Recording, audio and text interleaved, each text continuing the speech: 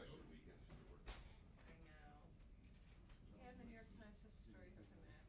What? Every Saturday night when the Times comes out, pass this stuff quicker. Okay. Oh, right. I left my keyboard here yesterday. Maybe carried it.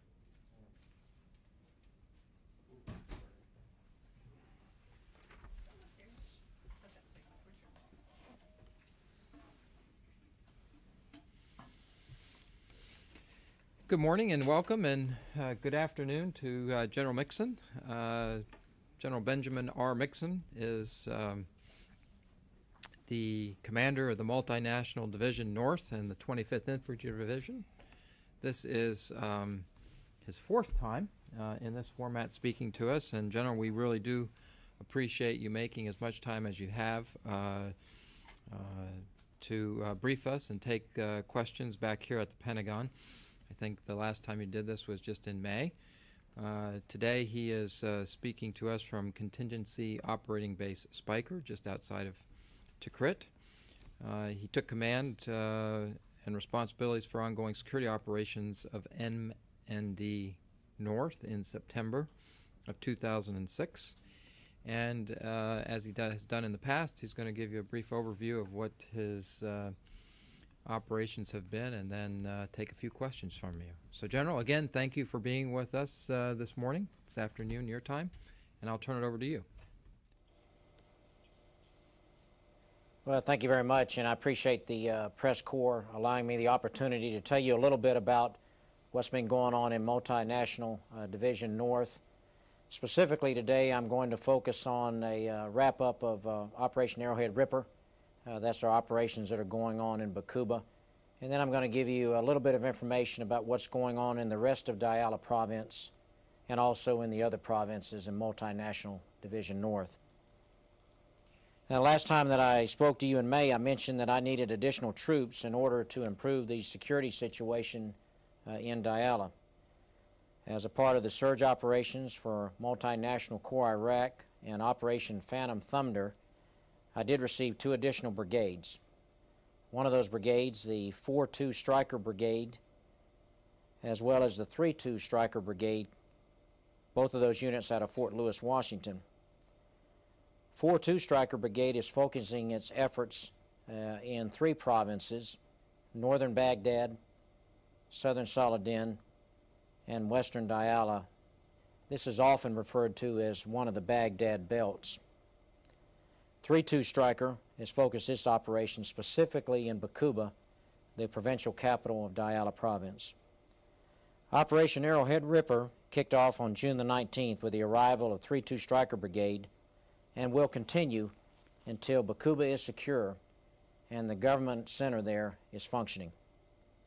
Following the initial assaults, forces began clearing Bakuba in a methodical manner, going house to house, block to block, intentionally slow in order to reduce casualties.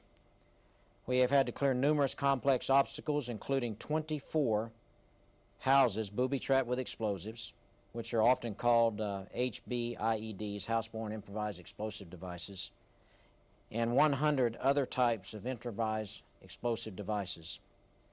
In the process of this deliberate clearance, to date, coalition forces, combined with Iraqi security forces, have killed over 90 al-Qaeda operatives, discovered 45 weapons and munitions caches, and detained approximately 130 suspected al-Qaeda operatives. Our units have also uncovered al-Qaeda courts, safe houses, torture houses, trigger houses, medical clinics, bomb-making factories, all of these inside the neighborhoods within western Bakuba. One of the key factors that has helped us throughout this operation has been a high level of cooperation and information we have received from the local leaders, tribal sheikhs, and the citizens of western Bakuba. These people are coming forward because they have increased confidence in their security forces, and they are simply tired of al-Qaeda dominating their lives and terrorizing their neighborhoods as they have done over the last several months. We have seen progress in this area since the start of the operation. We have taken terrain back from the enemy, and we have liberated the oppressed citizens, and Iraqi security forces have begun to take responsibility for security in that area. Proof of the increased security situation is evidenced by the fact we have seen a small influx of citizens attempting to return the city that they had fled. Today in Bakuba, we are seeing the city municipal workers back working to make repairs on the water and power infrastructure that were long neglected because of the negative influence of this enemy. In addition to clearing al-Qaeda out of Bakuba, we have also been assisting city and provincial government officials to reestablish basic services. An example of this is the food distribution program. Since the beginning of Operation Arrowhead Ripper, more than 60 truckloads of government-issued food supplies have been distributed by local Iraqi officials to Bakuba residents.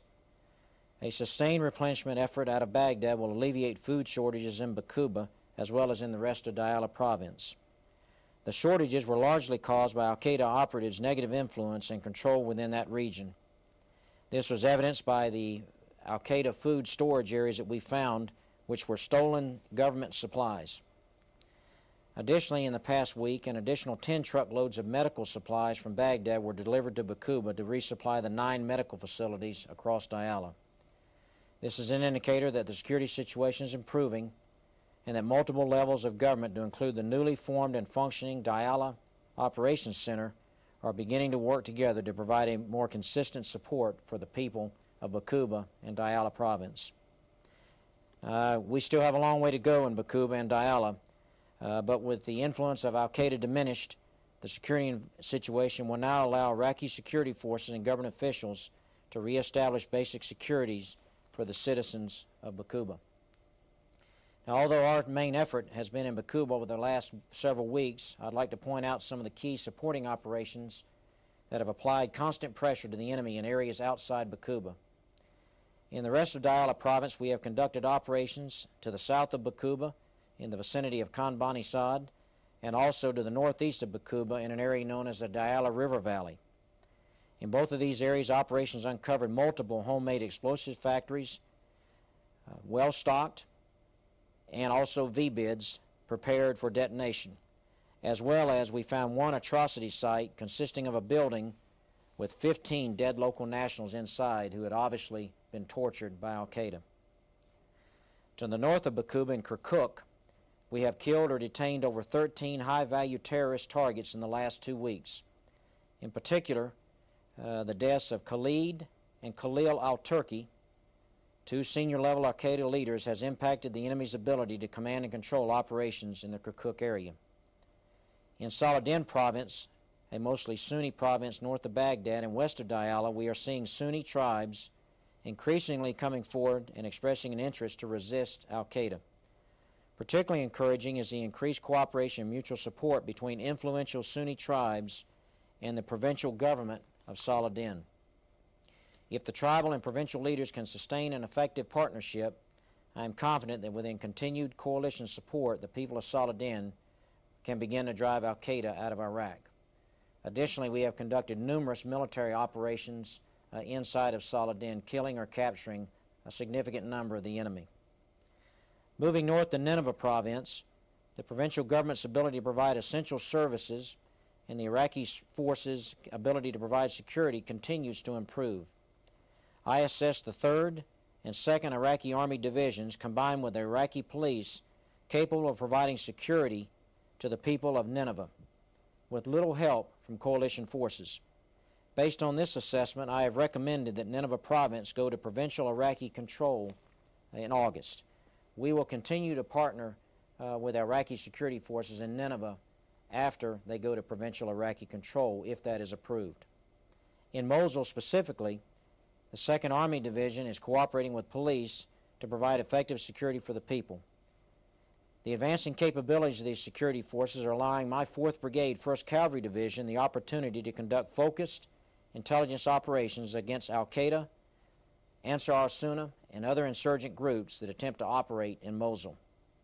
In the last 2 weeks, over 75 al-Qaeda operatives have either been killed or captured in Mosul. This has severely disrupted the enemy's ability to conduct complex and coordinated attacks. Joint raids conducted by the Iraqi Army and coalition forces in Mosul on June 23rd and again on July 7th discovered 2 large factories made with homemade explosives, IEDs, and vehicle-borne improvised explosive devices. These factories were intricately designed compounds complete with underground tunnels used to create explosive materials and to manufacture large quantities of explosives and to store them for future use. This, like many of the other operations we conducted in Mosul, were based on tips from local nationals and also tips from enemy forces that we have captured that have turned on their fellow terrorists. Even though we have my main concern remains with the ability of the Iraqi security forces to support themselves independently. We are working very hard with all aspects of the logistics support throughout the government of Iraq to ensure that they increase their capacity to provide this support. In summary, our number one priority remains improving Iraqi security forces and transitioning them to take responsibility for the country's security. This is not only a priority for us, it is a priority for the Iraqi people as well. We believe that we are making a difference, and the full effects of the surge are now being realized. Together with our Iraqi partners, we're bringing positive changes to many sectors of Iraq. Finally, I'd like to thank the American people for their continued support, and most importantly, I'd like to thank those service members' families that have been lost during this conflict. We pray for them every day, and we wish for strength for them during these very difficult times, having lost a loved one during this very important conflict in Iraq. And I'm now prepared to take your questions. General, thank you for that overview, and let's start with Pam today. General, this is Pam Hess with United Press International. Could you explain how it is that Baquba got so bad, sort of right under the U.S. nose? Because it was going well, from what I understand, up through about 2005. What happened there? Well, in fact, we may have misread how well it was going, and the Al-Qaeda that was operating in Diyala province were primarily moving and conducting operations in Baghdad. So as the intensity of the operations in Baghdad picked up, more of the operatives moved up into Diyala province, basically kept a low profile, if you will, as they established their bases of operations. We did numerous operations, and we saw that there were more enemy moving into Baquba. I realized at that time that I did not have enough force in Baquba. I made my request to General Odierno, as I explained to the press corps back in May, and as the surge began to grow in size, he was able to give me those additional forces. So to say that it happened right under our nose is really an overstatement. We realized it was happening, didn't have enough force to really move the enemy completely out of Baquba, but I have that force present in Baquba at the present time. Going to be a long fight, going to be a hard fight throughout Diyala province, but we certainly are making progress now. Sir, this is Joe Tabit with Al-Hurra. You mentioned that you have some concerns regarding the Iraqi forces. Would you please explain to us what are these concerns? Is it a problem of loyalty, a problem of trust?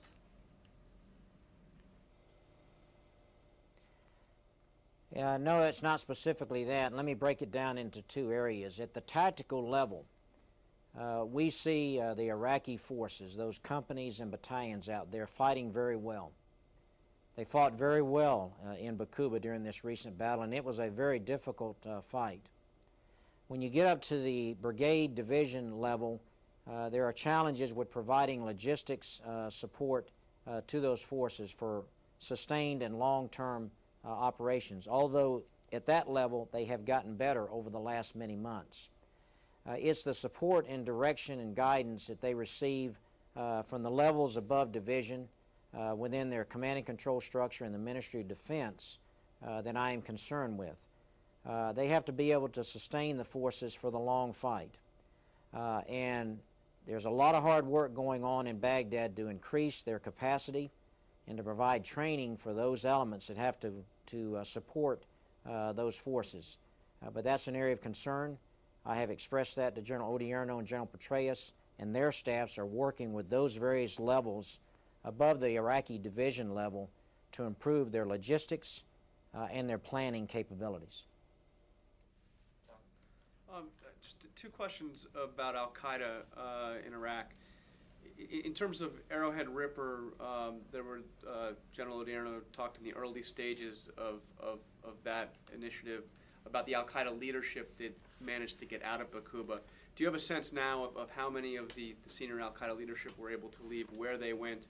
And secondly, do you have an estimate of how much of the violence you're seeing in your area is attributable to AQI?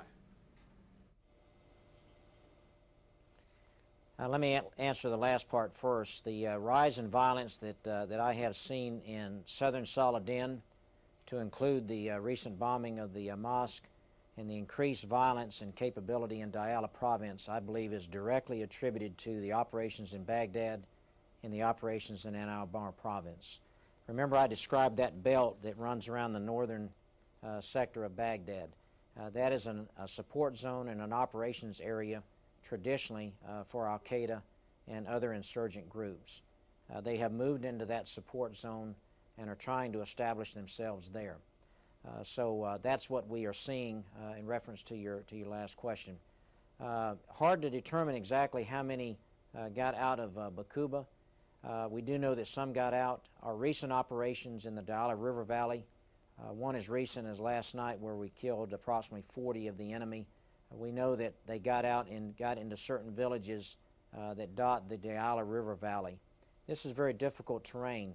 Palm groves, rivers, streams, and very small villages throughout the area. So we're going to have to very deliberately target each one of those villages and target the enemy. So to give you a specific number, I would only be guessing for sure they do not want to give up Diyala. It has always been a place where they want to come and conduct operations and control the population, and we're going to work very hard to stop that from happening.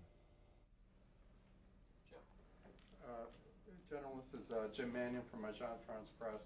I think that you talked about the numbers of Al-Qaeda killed and detained, which gives the impression that you're only fighting against Al-Qaeda in this area. Is that the case? Aren't there other insurgent groups operating there? And just a related but somewhat different question. Can you talk a little bit about your working with former insurgents in your operations? Yeah, Jim, that's a great question, and I watched this debate very closely about Al-Qaeda and who they really are. These folks that have linked themselves with the Al-Qaeda ideology are Iraqis, they are Sunni, and they have decided to link themselves with the Al-Qaeda ideology and conduct the crimes that they conduct and the torture that they conduct against innocent Iraqis. So they are Iraqis. Some of them are former regime and former army, and they have certain military skills. Some of them have received training from the former army in explosives and so forth. This group is a group where most of the foreign fighters are linked up with, although we see capture and kill a very small number of foreign fighters. And then there are other groups. The 1920s revolution is principally former Ba'athists and others that are resisting the government.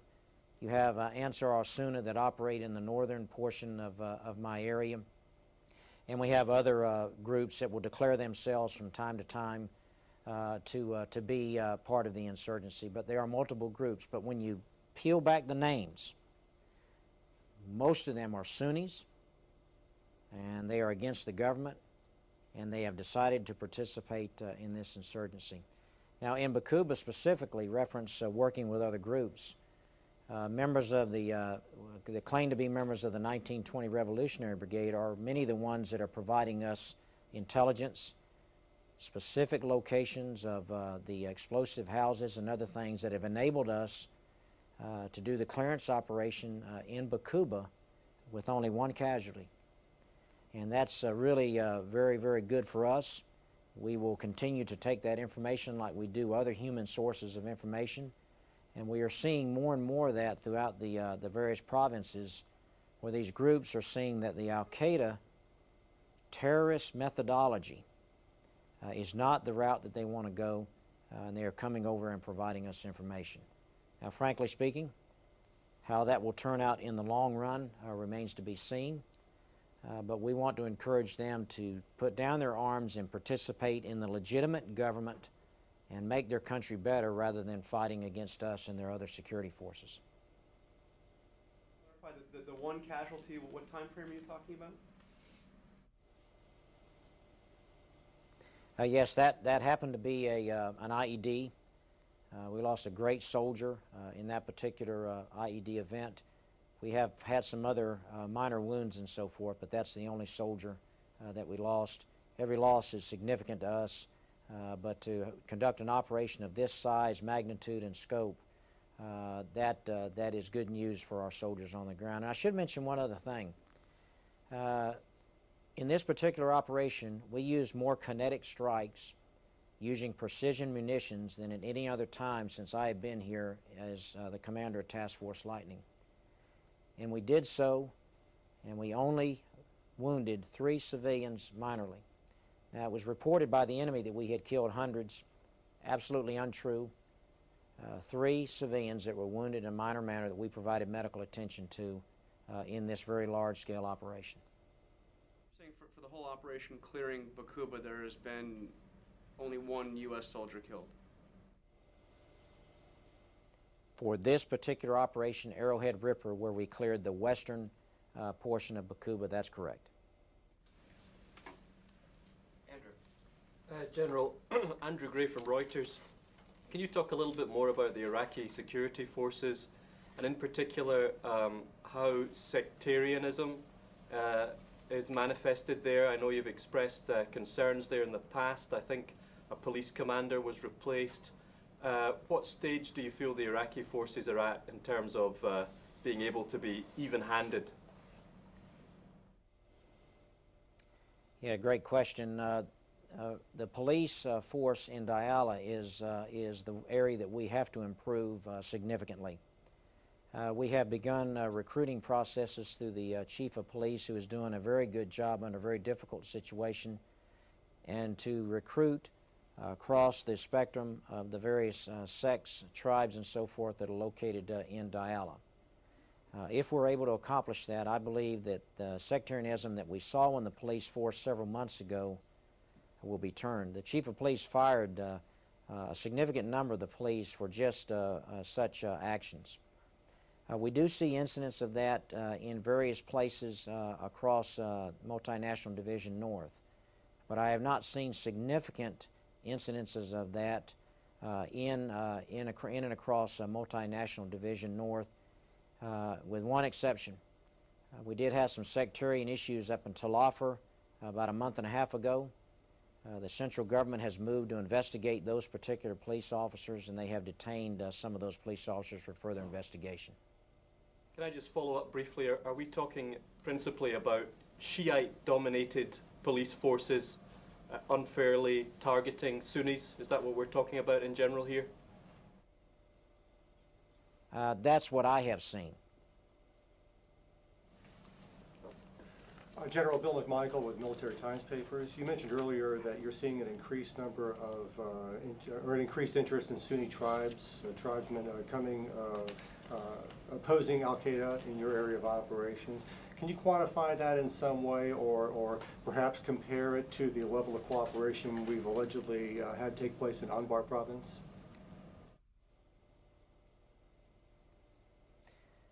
Well, the situation in Anbar province, you have one dominant tribe that is able to bring their people together to participate. The situation in Diyala is very complex, over 20 tribes and numerous sub-tribes.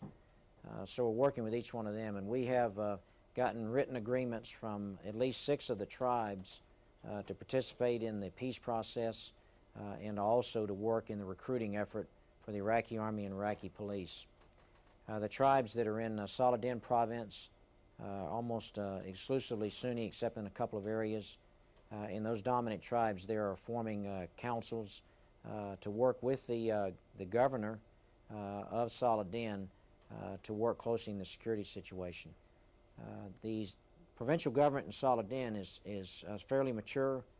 They have good processes, so they're able to do a lot of those negotiations themselves with our support.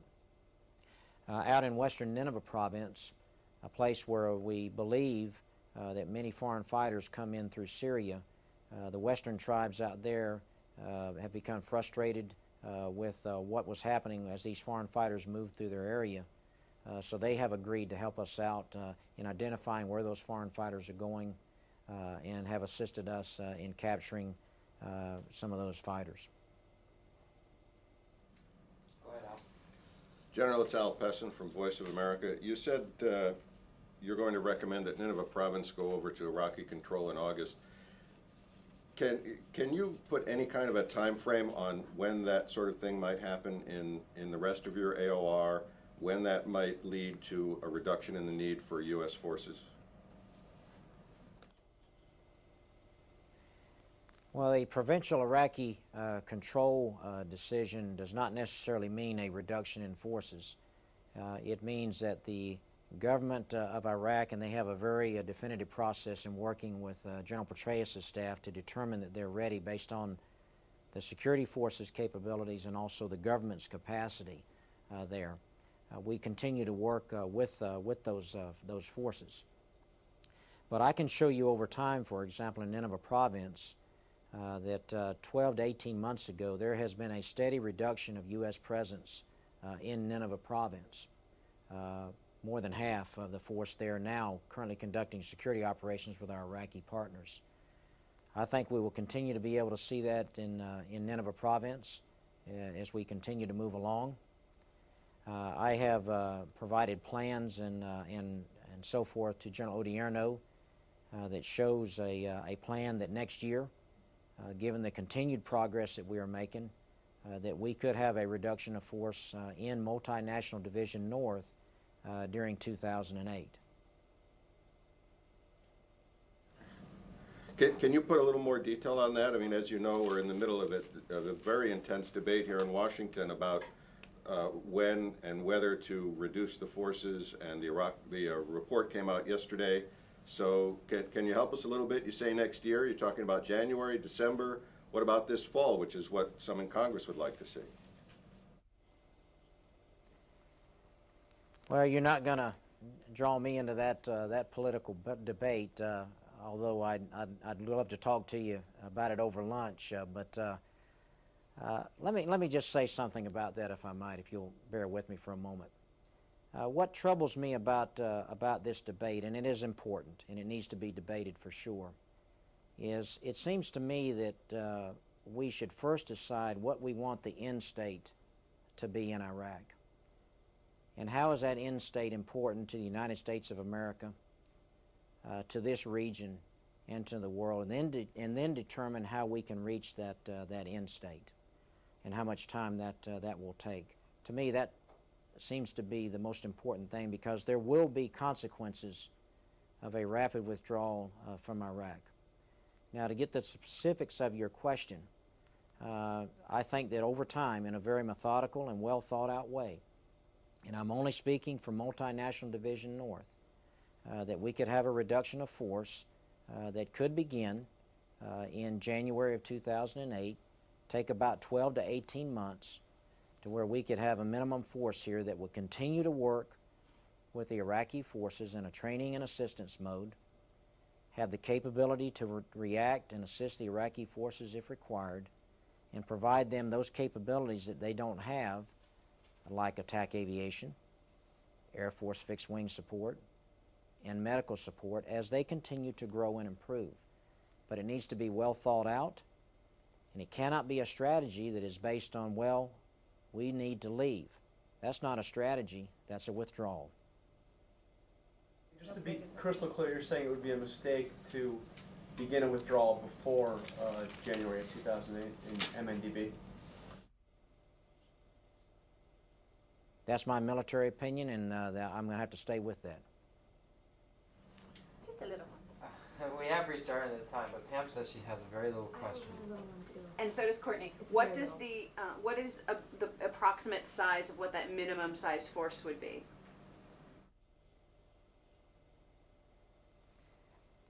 Well, I have looked at it from a variety of different ways. It is based on the enemy's situation, but I honestly believe that over time, I currently have 5 or 6 brigades, depending on how you count the numbers of battalions. That, given the enemy situation, and as you move forward, after about an 18-month period of time, you could probably reduce that by about half. Courtney, you have very little question. Very briefly, you mentioned that there were 3 civilians minorly wounded in Arrowhead Ripper. I'm just curious, do you regularly track civilians who are wounded and killed in your area? We do, and we're very concerned about that. Obviously, if that happens, we provide immediate medical support. We will investigate any civilian casualty that occurs in our area to ensure as to what happens so that we can learn a lesson to that, because obviously what affects the civilian population affects our mission. Well, General, thank you. We have come to the end of our time, and we want to be respectful of your time and appreciate you doing this for us again. And before we close it, though, let me turn it back to you in case there's any closing thoughts that you might have or something we might have missed that you want to convey to us. No, I appreciate the questions, and I certainly understand the very, very important decisions that have to be made over the next couple of months concerning our mission in Iraq.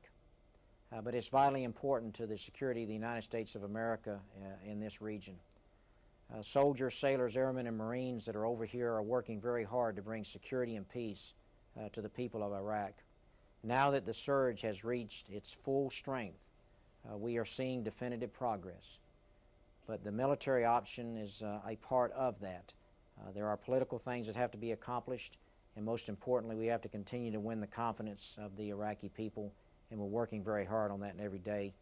With the support of the American people, I'm convinced that we can continue to make progress. Thank you. Well, thank you, General, and we hope to do this again with you very soon. Thank you very much.